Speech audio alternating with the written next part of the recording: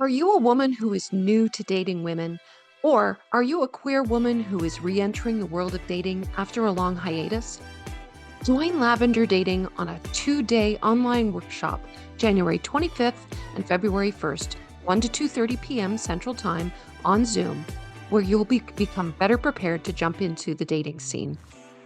Learn how to navigate dating apps, get clarity on your values, wants, and needs in relationship, learn how to start and end connections, and much, much more. Don't put yourself out there unprepared. Tickets are available on Eventbrite or at lavenderdating.com. That's www.lavenderdating.com.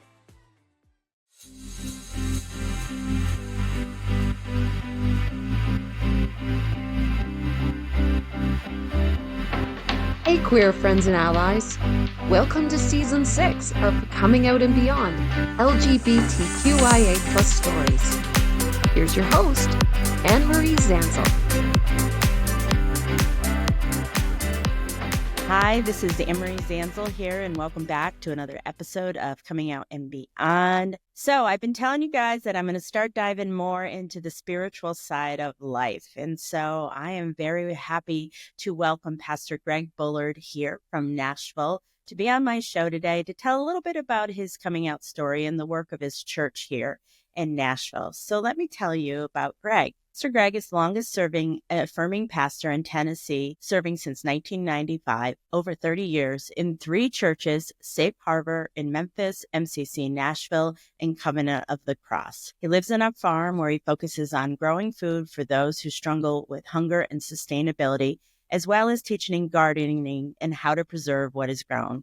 What he does on the farm is reflected in his public ministry by focusing on health, housing, and hunger, especially for marginalized LGBTQIA plus communities. Greg, welcome to the show. Thank you for having me. I hope you're having a great day.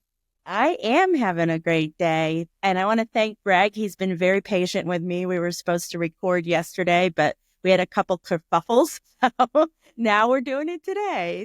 In the fullness of time, as it says.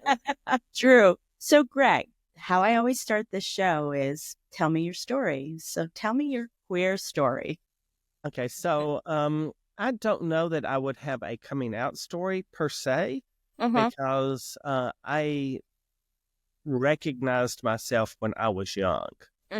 So I recognized who I was. And so I remember being told that I would not be allowed to be ordained in the denomination. I asked you what you grew up in? Holiness tradition of the United Methodist Church. So is that more Pentecostal? It leans toward the Pentecostal, but it is the ones where they really take the vows you're supposed to take seriously. Like, you don't smoke, you don't drink, you don't gamble, you don't. Holiness because we think of holiness as, the big beehive hairdos and all of that stuff. But a lot of times it was about personal behavior. And of course, most of them had certain ideas of about what their personal behavior should be. So like, we had a preacher one time that preached how it was a sin to play rook because you were gambling. I don't know if anybody listening to this knows. Oh, my wife is a rook champion. So, okay, and she's from East Tennessee. And so. Yeah. And my husband is. Yeah. Let's explain really quick. Rook is a game that was developed by people that were taught that they could not play cards. So they developed, right? Am I right? So they developed a game that is basically cards, but it's not cards. They're not the 4 suits and everything like that. Yes. And in it, you bid. So like, there's 180 points. There may be more, but I think it's 180. And you would bid how many points you think you can get. And so the number 1, the highest card is called the rook card. And it is basically a picture of a crow. And so you would bid, and if you got the rook, you were sitting high and pretty, right? So, but that preacher preached that it was a sin to play rook because bidding on something was gambling.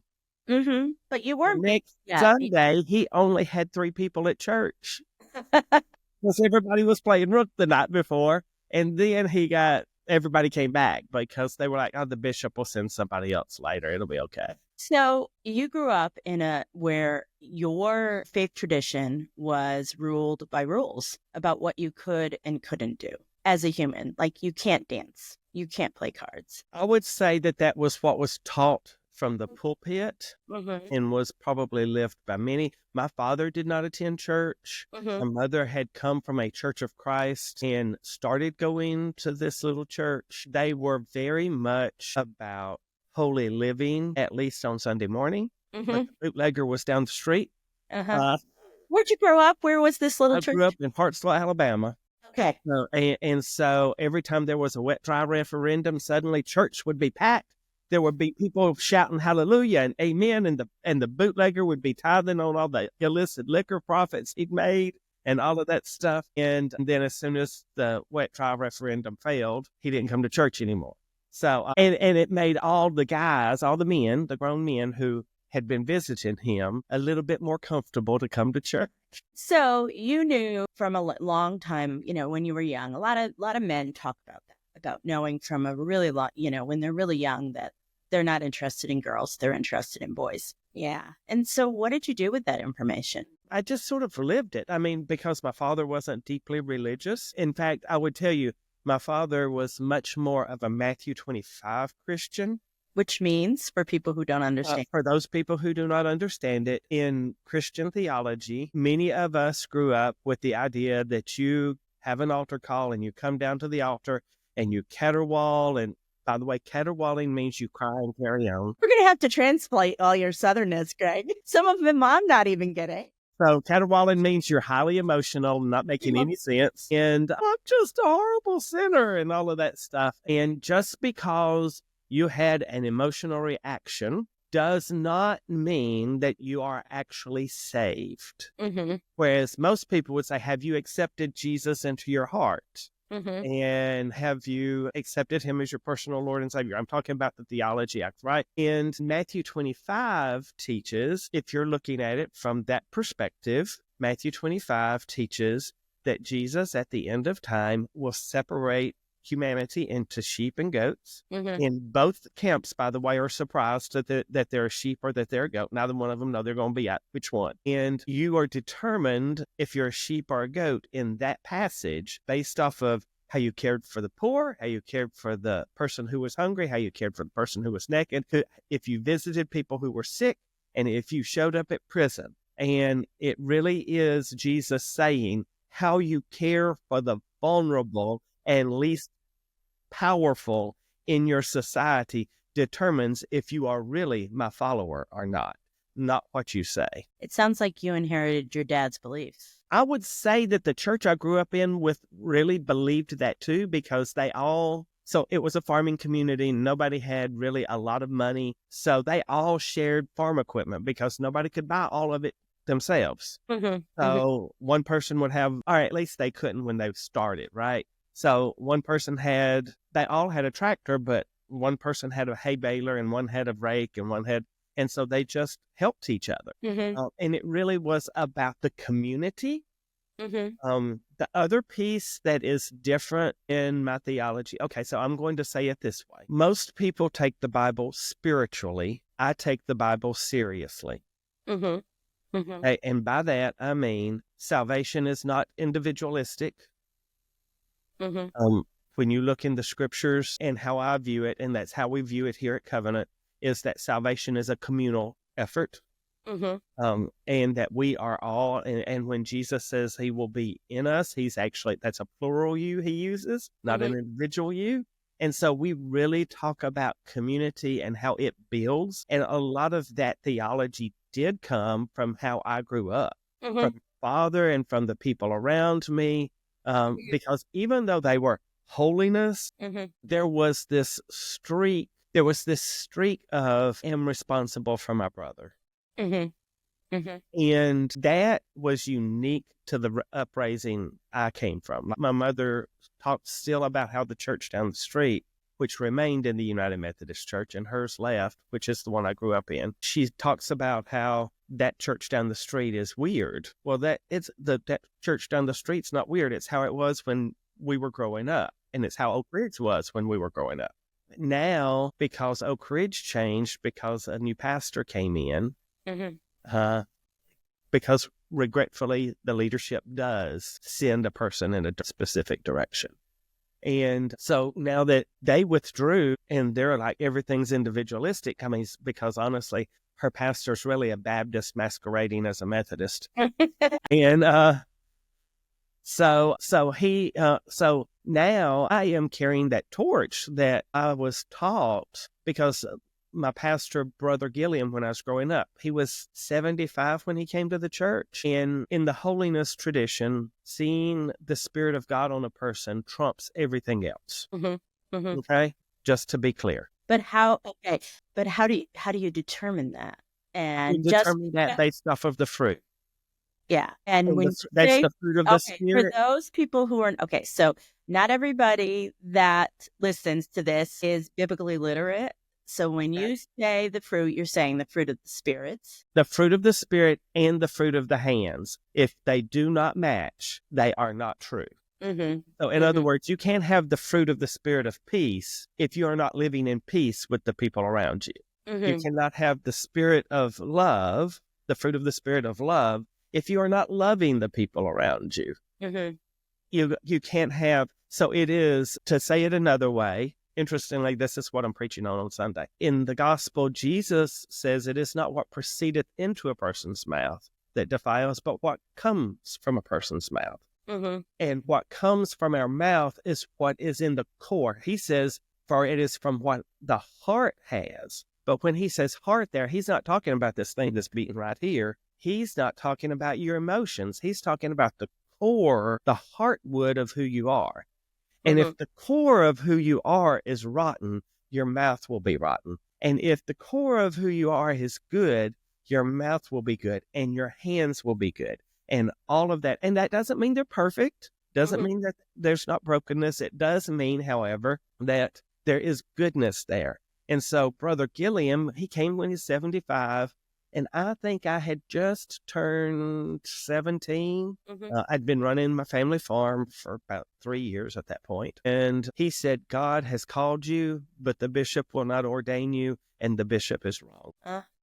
Well, for a little gay boy in the church at 17, that must have been so affirming for you. Yeah, I mean, the church was affirming of who I was. They didn't understand it. They didn't say... So did you get the, There was never a sermon on it's a sin to be gay. There was never a sermon on this person is less than. There was never a sermon. I think there was one time with a younger pastor that was sent.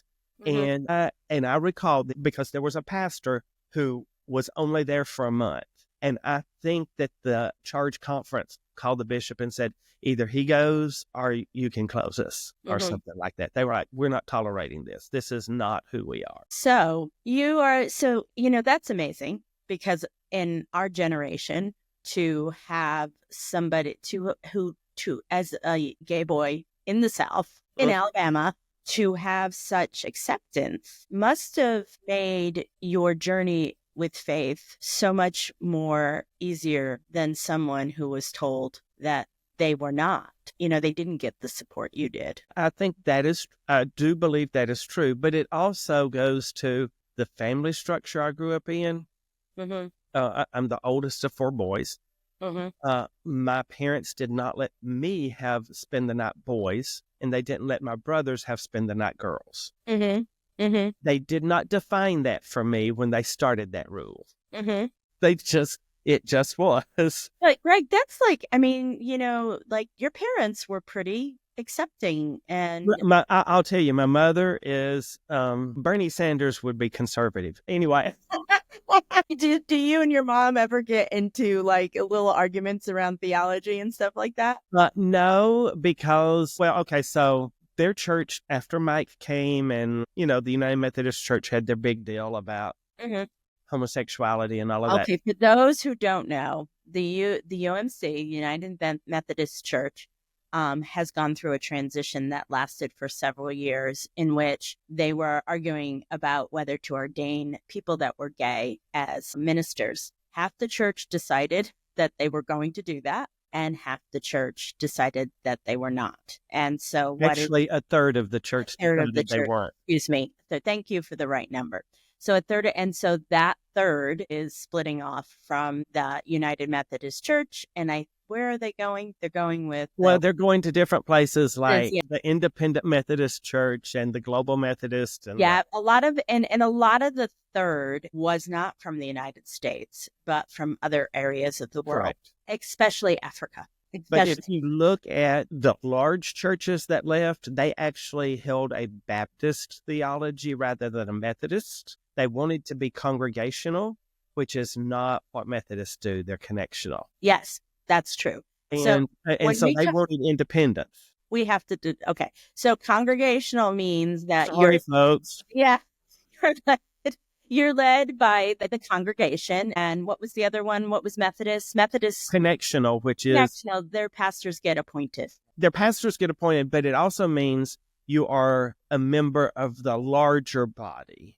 Yes, right. You are not just a member of the local body. Is it Episcopalian in the sense? No, it is not. It does have bishops, but it is not Episcopal. It is not hierarchical. Yeah, and when I say Episcopalian, I'm meaning E with a small e and not capital E, which is the church. Correct. Episcopalian, even in the small e, is really where it is a hierarchical structure. Absolutely. And this is not that. This is your local church makes the decisions as long as it's inside the local church. It's all of that stuff. You are empowered to do the ministry you're called to there. And so I lived in that structure. And so I, did you ever think of I need to move out of the South? I can go. No, actually, well, I did for a little bit, but let me get to you how I got into ordained ministry. So finishing my story out. So I went to college. I got a degree in computer science with a specialty in systems design and engineering, and I got a degree in mathematical sciences with a focus and specialty in chaos theory and fractal geometry and chaos theory. So I came to ordination and all of that from a very logical step-by-step process, right? Mm-hmm. And so I started that process, I taught for a little bit, but then I ended up getting a job with NASA in Huntsville, and I had to move. And so I had resigned myself because, of course, the bishop in the United Methodist Church gets to decide if you get ordained or not. So I had resigned myself to that. But then I moved, and I could not find a United Methodist Church that fit my culture and fit who I was, and that I felt connected to God and the community. I will be very clear. I do not believe you can feel connected to God completely individually. You have to have that connection with other people because, again, Jesus says he will be present in the gathered community, not just in an individual. And so that theology was very important to me. So I'd done a lot of that pre-work before, and I ended up in a little bitty church, and I was the first person they had seen that pulled up straight at the front door without circling and trying to hide and all of that stuff. It was an MCC church, a Metropolitan Community Church. Did you know that was a gay church when you went? I knew that it was affirming, and I was like, every Methodist church I'd gone to just didn't feel right. Either it was too large or it was so focused on certain issues that I was like, y'all are sounding more like Baptist than you are Methodist, and I can't handle that. So I ended up at MCC Nashville because I ran into somebody, MCC Huntsville, because I ran into somebody who attended, and they were like, have you thought about trying? And I was like, well, no, I've always done the Methodist thing, The only two Baptist churches I'd ever attended before, I walked out midway through the sermons because, well, I just can't sit for heresy.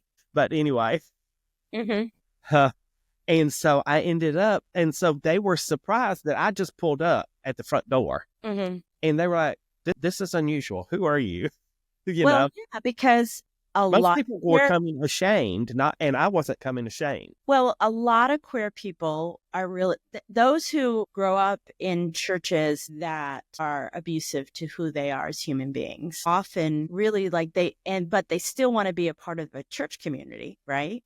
and they want to have that experience. Like going to a church is terrifying because you do not know if your humanity is going to be diminished. So that's why a lot of times people been around the church, or they go in and sit in the back, and I get and all. they cry. I understand that. But at that time, this was 1991. Yeah. And people were afraid to be seen. Right. Too. Right.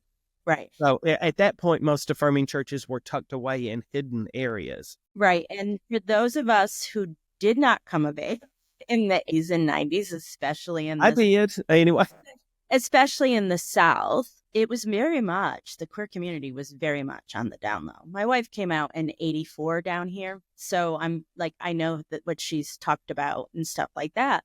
Like, you just were not out. Like, so for example, she would say, you would see, you'd go out, you and your girlfriend would see another couple, but you didn't ask each other if they were gay or not. And then she talks about going to dinner one time with this other couple, and they spent the whole time at dinner. And then finally at the end of the dinner, one of the women said, "Are you guys gay? Are you guys lesbians?" And that's when they both realized, they all suspected it, but nobody would say it because of the shame people felt, and also because they weren't safe. They weren't safe. Absolutely, yeah. They weren't safe. And so I went in, and it was a night where the pastor was out because I had to go see my mama that morning. And then I went in, and basically people were hanging from the chandeliers. Mm-hmm.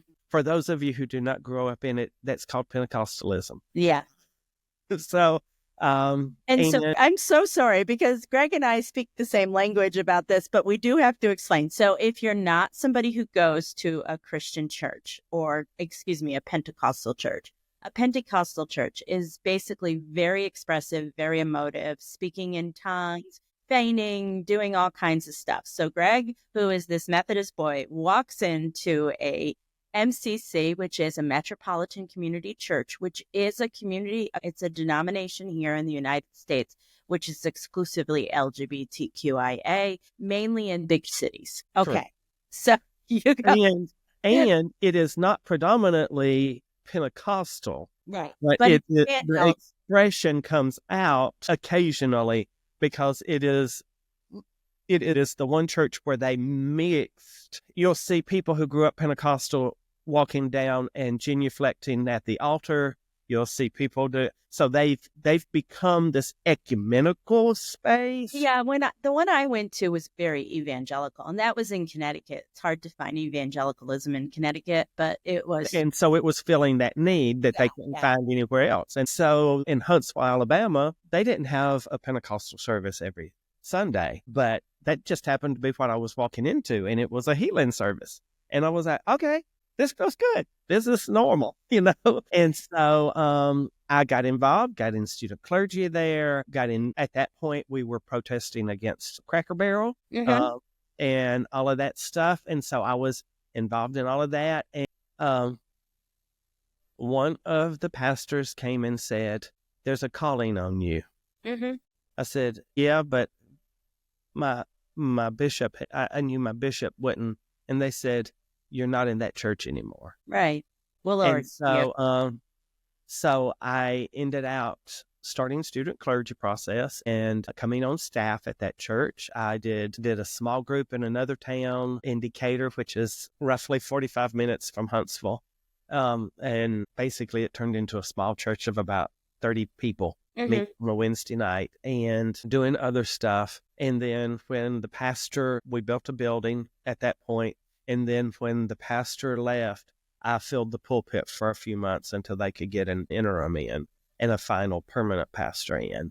Mm-hmm. Then I went to Birmingham, and from there I was assigned and finished my student clergy process. And I left and went to Memphis to pastor Safe Harbor Church. Mm-hmm.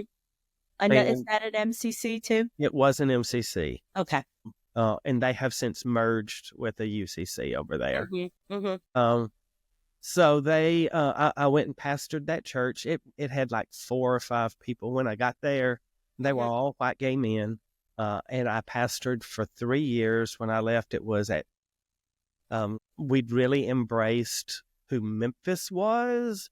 And so for those of you who do not know this, in MCC, you are required to use gender inclusive language. And by that, I do not mean you use she for God sometimes and he for God sometimes. I mean, you have to be gender neutral. There, gender neutrality in that God basically is sexless. And I get where they were coming from, okay? Well,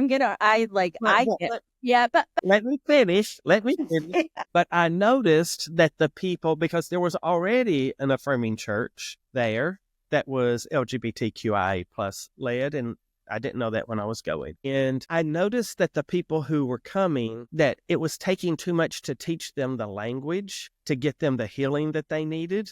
Mm-hmm.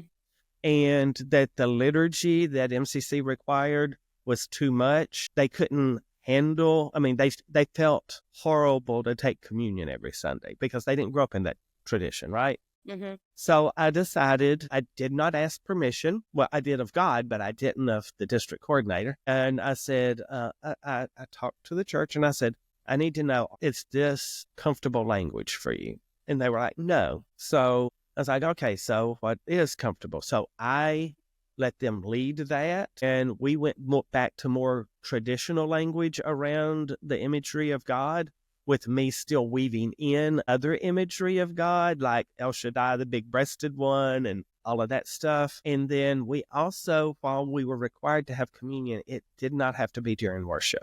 So we moved communion into a room behind the chapel we were meeting in, so that those who needed communion could receive it, but that those who it became an impediment for, it didn't impede them. Okay, so I'm going to ask you a question. Okay. Should faith be comfortable? Because I believe that I don't use gender. I mean, I call Jesus he because he's a proven he, but I don't use gender. I use gender neutral terms because when we gender God, we inherently limit God. So I use gender neutral terms for God and the Holy Spirit. I call Jesus a he. It's really important to me, especially as a woman, to see myself within the divine. And when it's exclusively used as he, then I'm not seeing myself. And also challenging you, should faith be comfortable? Like, okay, so here's my answer. Okay.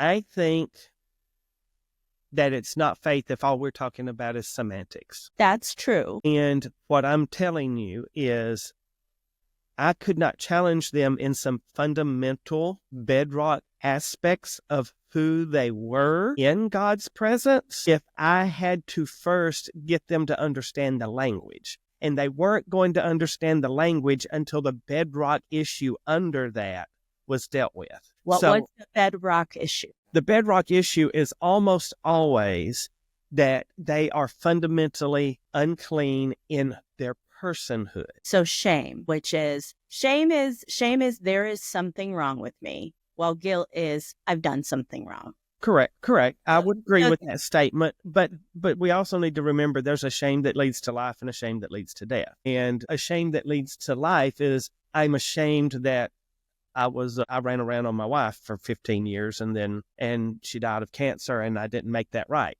A shame that leads to death is, I should be ashamed that I'm a white person, or I'm a man, or I'm a woman, or I am 5'2", or I am 6'10", or something you can't change, right? Well, and queerness you can't change.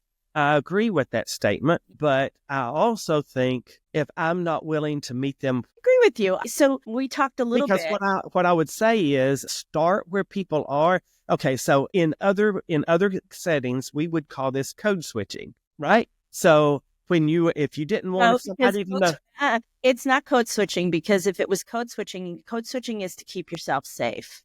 Well, but I would tell you that in some ways it is still that, because like if you're out somewhere, like people growing up in the South, and people would say, "Oh, Bullard, how's your girlfriend?" I would say, knowing who I was with and what I was doing, I said, "Oh, doing great." I never corrected them.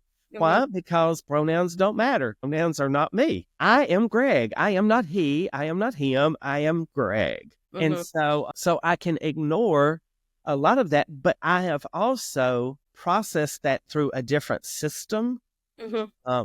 And that process came through my 2 degrees that I mentioned earlier, the computer science and mathematical sciences. And so then I was able to say, okay, how do I first reach them where they're at? And how do I begin to shift their perception? How do I begin to, they're far right. Wait. Well, but they're far right. So how do I get them to? Because the requirement, because you have to get, and so what I'm here. Okay. So let me tell you what I'm hearing. Okay. Is that, so I get what you're saying, because I have been at a church similar to that, where it was a gay church with a lot of male language. And I understand that when you're worried about semantics, about it just is too much for people. And I get that. I really get that.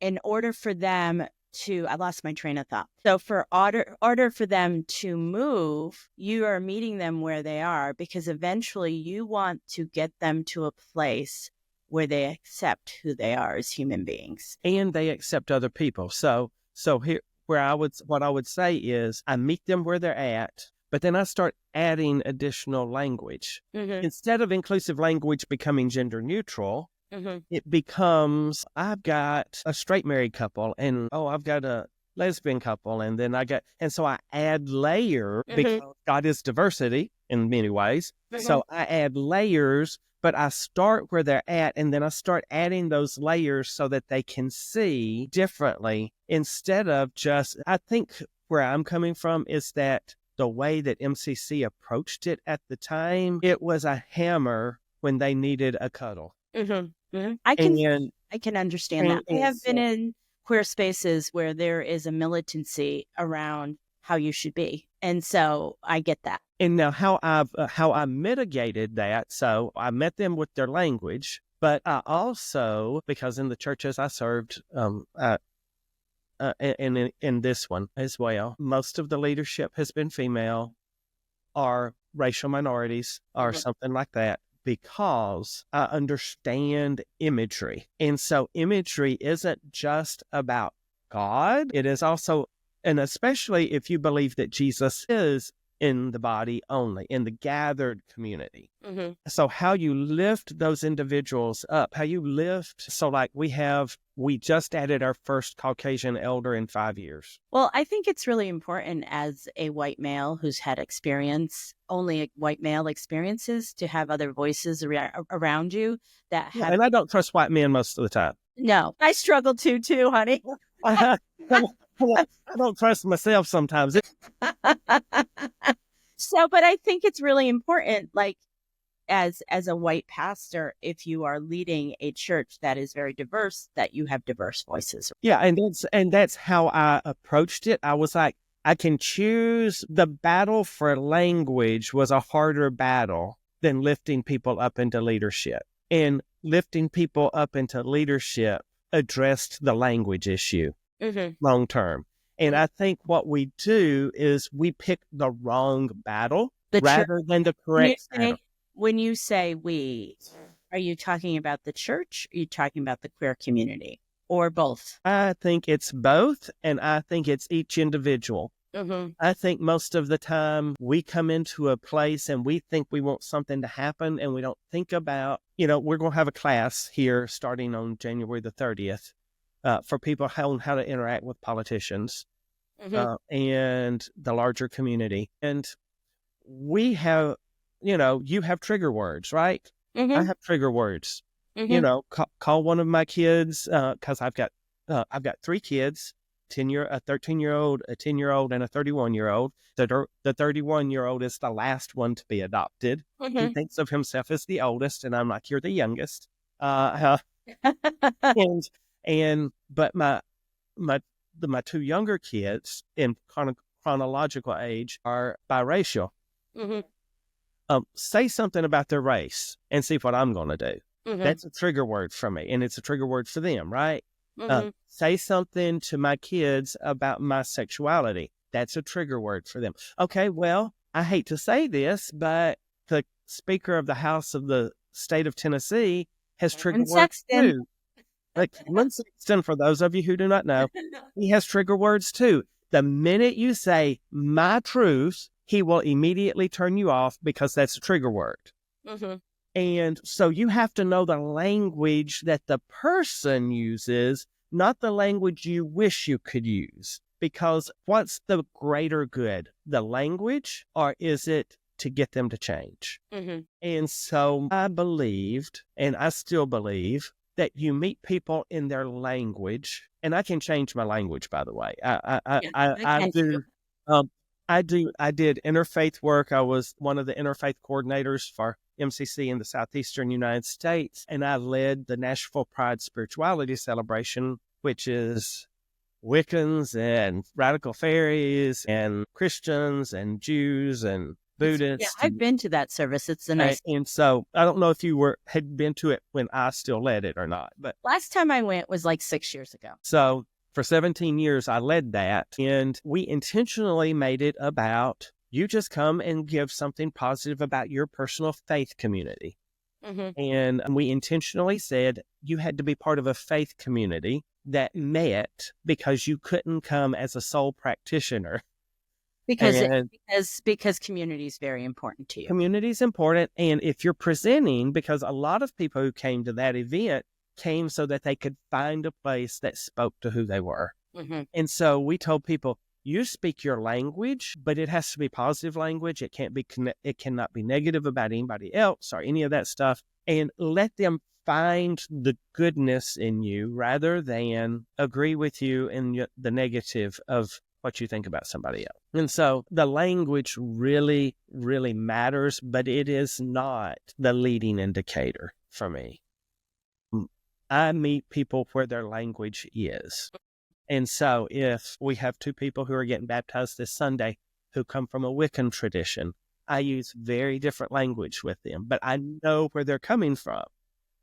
And there are people who attend this church who are atheists. And so I'm like, yes, I understand I'm using faith language for everybody else, but from a rational viewpoint, this still makes sense. Well, from a rational viewpoint, as a mathematician, I can understand that. Yeah, and when I sit down and make that argument. I have an aside for you. Yes.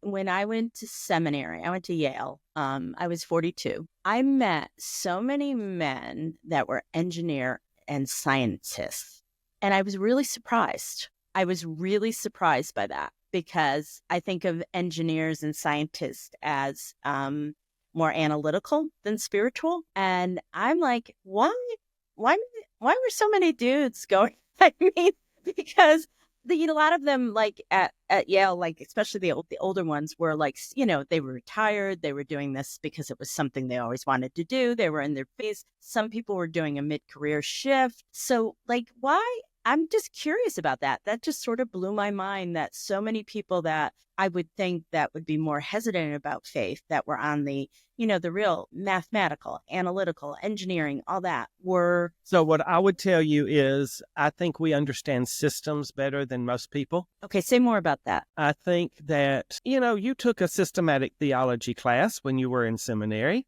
And my church would not know that I'm teaching them a systematic theology of how to live their life. Because I don't call it that. I just call it unless you're in a really, really a Unitarian church. I had a student clergy one time who started using sanctification and all of these big words, and I was like, son, don't nobody give a shit about none of that shit. No, they don't. They don't care. Just tell them how to live a better life. That's what they want you to do. And I said, and it's not that they not want you to spoon feed them. They want you to inspire them to aspire to be better people. I said, and that isn't going to happen on a Sunday morning from 11 to 12.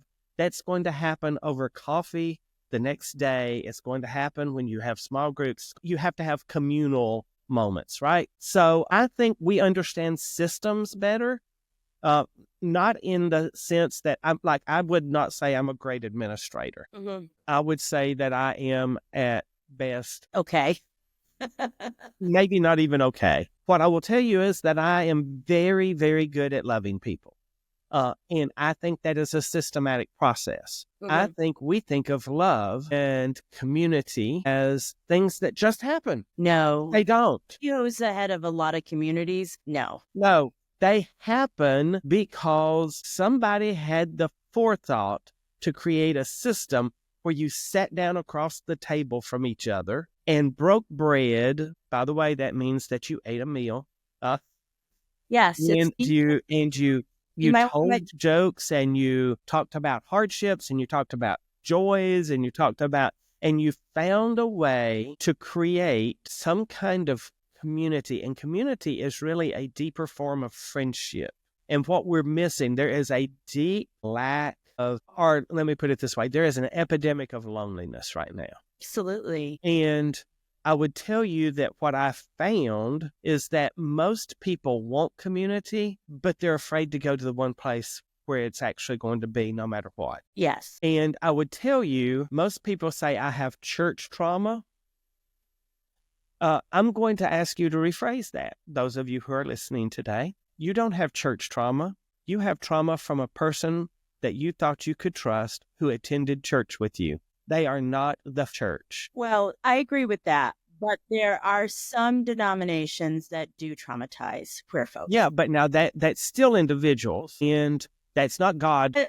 I get what you're saying. It's not God. It's individuals that hurt people. And usually what I found, so like we've had several people come here recently that said, I thought that Crosspoint was affirming. I'm like, here, let me knock on your head a minute. Well, because you're not using inclusive language, right? No. They say Covenant of the Cross is affirming. They're talking about Crosspoint, the big Baptist church downtown. That one. Okay. Yeah. And they were like, I thought they were affirming, but they won't let me serve on stage and they won't do this. I said, no, they've never said they were affirming. They were for a little point. No, they weren't. Oh, they tried to be, and then they said they were accepting. Yeah. There is a difference. Well, yes. And so for the uninitiated, affirming, it's open and affirming. Some churches can really claim the open title, but are they affirming? Which means, can you serve on committees? Can you be on the state platform? Yeah. Can you be a pastor in training? Can you, that is affirming. Can you go to the church and you hold your husband or wife's hand during the service? Will they marry you? Will they marry you? That's what an affirming church is. Yeah. Correct. Greg, I have some questions to ask you. I'm sorry. We've taken a long time. I know, but it's okay. And what we'll do is we're going to make this 2 episodes. Just cut the cuss words out. Yeah, no. But I want to ask you a couple other things, just because I find it intriguing and I think it'll be helpful for people who are listening. You said you meet people where they are so they can love themselves and love other people. So are you talking about queer people that struggle to love other queer folks? Or is it more of queer people who have to learn, because we have to learn to love ourselves before we can love others, right? And so are we talking more about loving others in general? Okay, so I think it's a both and answer. It's not a either or. I think that you cannot really love yourself until you know how to love another person. And by loving another person, I am not talking about, I want to get a little bit closer for this so they can see my eyes. I am not talking about how you feel. I'm not talking about... You're talking about agape love. I'm talking about... Spiritual. Okay, so again, I'm a preacher, so we're going to go preacherish. In the gospel, Jesus says that we are to love our enemies. Mm-hmm. Well, that means you have to have somebody who wants to hurt you to be able to obey that commandment. Mm-hmm. Mm-hmm. And that means you have to love them. Now, that does not mean you have to tolerate their abuse. It does not mean that you have to tolerate them stealing from you or taking advantage of you. It doesn't mean any of that stuff. But what it does mean is, again, I got to go back. In the Old Testament, Israel's been carted off, and they've been in exile for a number of years, and they are complaining to God that they're not home. Mm-hmm. And God responds through the prophet, seek the welfare of the town you're in, for in its prosperity you will find your prosperity. And how I define love is I want that person who wronged me to be prosperous, happy, healthy, and holy. And holy, by the way, doesn't mean you're sinless. It doesn't mean that you're perfect. It means that you're focused on becoming better. I seek their betterment. And I'm going to share two stories real quick about that. The first one was a person that when I was at MCC Nashville, we were having an MCC was going through the same thing that the United Methodist Church went through, but over different issues. And I had a person who said hateful, mean, horrible things about me, talked about me in the community and all of that stuff. And it's not like people ain't going to talk to me because everybody knows me. I had a newspaper article every week. And so I would get a phone call telling me that, well, he lost his housing. Mm-hmm. And it was after my first husband died, who would have been of the opinion that if we saw him run over in the road, we would back up and make sure he was dead because he had been so mean, you know. In fact, he was one of the reasons I had to leave MCC Nashville because my health had deteriorated so much. It was right after I started dating Brian, and I was like, I can't let him be on the street, no matter what. And he said horrible things about me when he lived in my house. Mm-hmm. But I sat there and let him live in my house. I made sure he had food to eat. I did what I had to do to help him find housing that he could afford in rent income stabilized housing. And he stayed with me for several months until I could move him into a 1-bedroom flat level apartment and get him to a place where he was sustainable. And then the other example was when we were on the hill and we had 120 people a Sunday coming to church, and we were very loud. We were almost hanging from the chandeliers. And so we were up there and we were doing something, and my minister of music at the time, it was time for Lent. Lent was coming up, and since we didn't follow the lectionary per se, me and the elders said it's time for us to go through something called Solemn Assembly, which is sort of the Pentecostal evangelical version of Lent, okay, where you confess specific sins every Sunday. And he said, this is not what God wants. So he started a Bible study secretly off to the side and ended out forming a church under our nose on Thursday nights, and then came in a Sunday morning and 5 minutes before worship said, this is my last Sunday, and most of the people in the choir is leaving. You're just not doing what God wants you to do, and all of that stuff. And he sent people 4 Sundays in a row to tell me right before worship that they were leaving. And that was a huge betrayal to me. I mean, I understood what the other person was doing. I knew what they were doing before they did it. This was a complete surprise to me because I had found the minister of music. He had been arrested in the park for having sex in the park. I'd been very graceful. And so he did it. The 4th Sunday that somebody came, I got up in the pulpit and said, if any of you are leaving to go, get up and leave now. Do not come to me before worship. We will not tolerate this behavior anymore. Mm-hmm. If you can. And then 2 weeks later, I called that individual and I said, I want to have dinner with you. And so I went and I had dinner with him and I said, I feel very wronged, but you made a choice and these people need a shepherd now. Mm-hmm. Your Genesis is going to be the end of you as well. However, if you're going to lead them, this is what you need to do. I will give you the resources you need to make sure that y'all can succeed, because they do not deserve to be abandoned by somebody who doesn't know what they're doing. Mm-hmm. Mm-hmm. I want you to succeed. Mm-hmm. You should have done it a different way, but I want you to succeed. Did he succeed? He failed in 3 months, mm-hmm. and most of them ended up coming back. Mm-hmm. Some of them did not want to come back, and some that came back wanted to immediately be back on the platform. And I come from a tradition that if you've had a very public sin against the gathered body, not against a person, but against the gathered body. But is it a sin to, okay, first of all, yes, if you're doing something to harm when you're doing it, okay? So, yeah, we have to find sin too.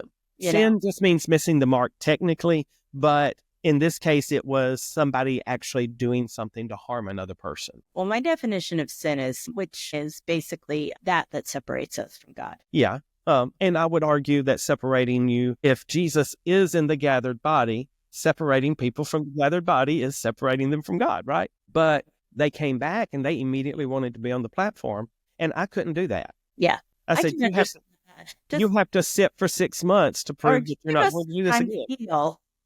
I'm sorry, what? Just give us some time to heal as a community, because I don't think a lot of times people don't understand the pain it causes a community when a bunch of people go and leave, Well, and they also don't understand that, see, they didn't personally attack me. They attacked an associate pastor over some light fixtures.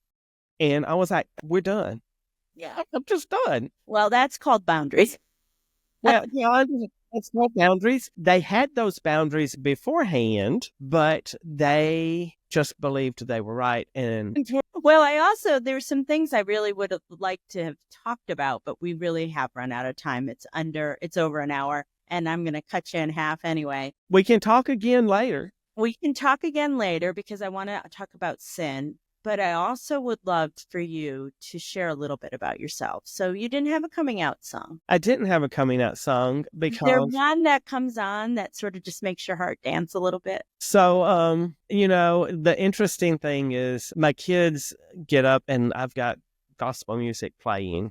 Mm-hmm. And one of my songs that I keep leaning on is Dottie Rambo's One More River.